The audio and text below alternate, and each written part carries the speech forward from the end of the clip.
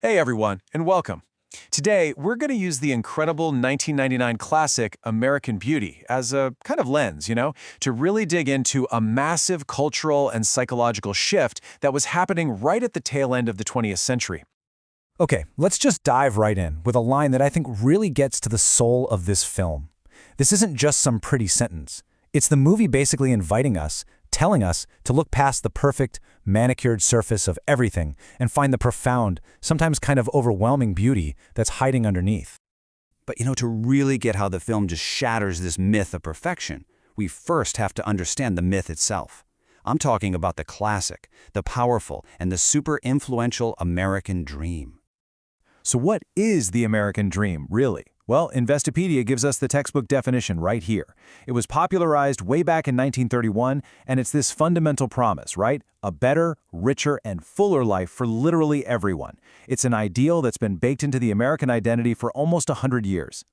And here's the crucial thing. This dream isn't just some abstract idea floating around. Nope.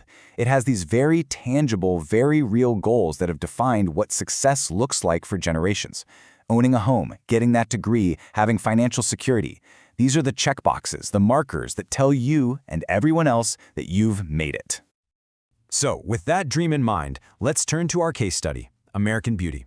This is a film that dares to ask a pretty terrifying question.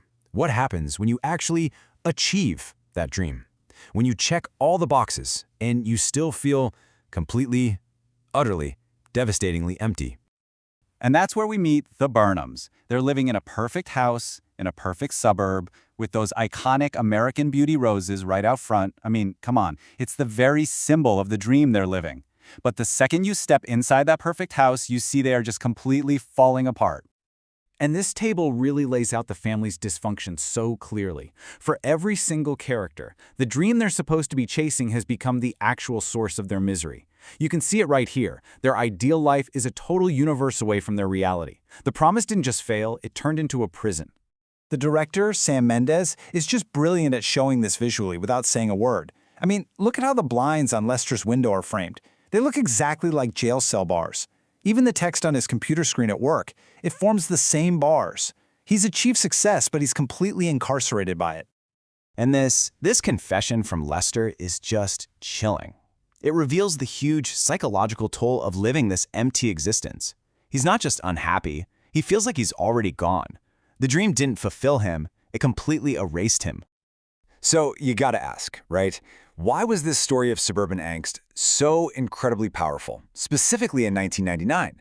What was going on in the world that made this film hit such a raw collective nerve?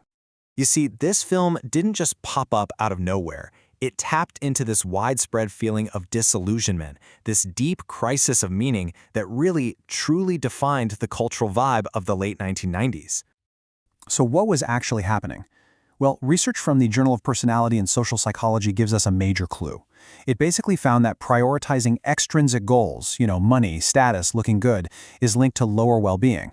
But focusing on intrinsic goals, like personal growth and connection, leads to more happiness.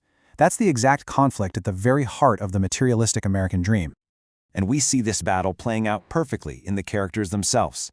Carolyn and Angela are completely driven by that external stuff, the career, the expensive couch, not being ordinary. Meanwhile, you have Lester and Ricky who are on this desperate, almost primal search for something intrinsic, something real, in a world that feels totally fake. But this wasn't just something happening in people's heads, It was deeply, fundamentally tied to massive economic changes that were completely reshaping the world of work, and with it, our identities. This timeline shows this huge economic shift pretty clearly. As those stable, industrial, job-for-life kind of jobs disappeared, the new service economy put the traditional male role of breadwinner under serious threat. This created the exact kind of anxiety and feeling of uselessness that's just perfectly embodied by a character like Lester Burner. So, okay, if the old dream is broken, what does the film offer us instead? Where do we go from there? Let's take a look at how the story builds to its final, really powerful message. What the film suggests is a totally radical redefinition of beauty.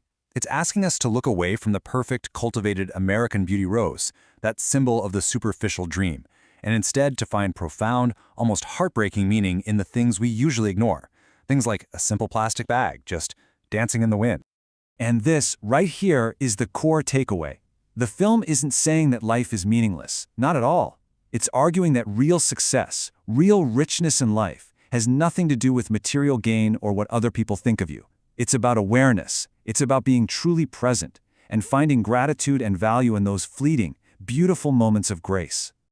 So it leaves us with this really provocative thought, doesn't it? It completely reframes the whole idea of success. American Beauty makes us wonder if maybe the ultimate goal isn't achieving a perfect life, but learning to see the profound beauty that exists right there in the cracks of our imperfect, broken, and wonderfully human ones.